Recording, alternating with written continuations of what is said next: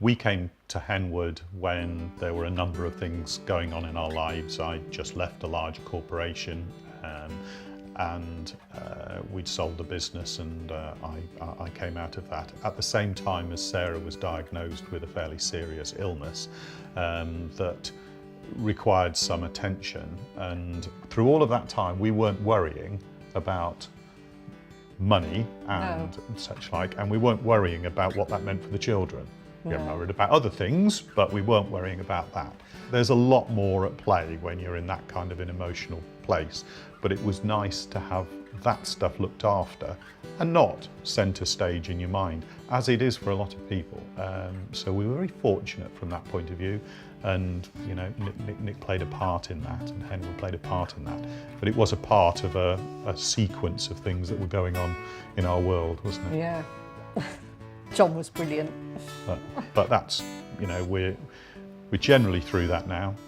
Just want to keep travelling. Quite a few years ago, one of John's birthday presents from his mum was a book of beautiful places to see before you die. So when I became ill and things, the book made an appearance off the shelf, and we just started looking through it.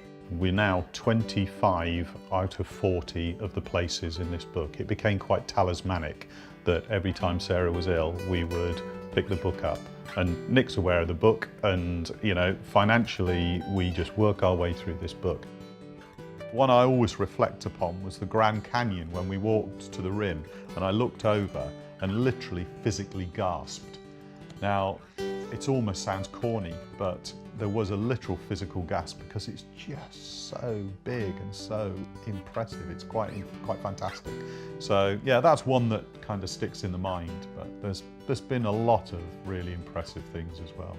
Yeah, go and see the glaciers up in Alaska, that was fantastic. Diving on the Barrier Reef, Glasgow Falls, Venice, Havana, Luxor, Manhattan, pyramids at Angkor Wat in Cambodia. On a motorbike, went to Eileen Donnan Castle, Killarry Harbour, Drakensberg Mountains, cruised down the Nile. We're slowly but surely 25 out of 40, then we'll have to find a new book.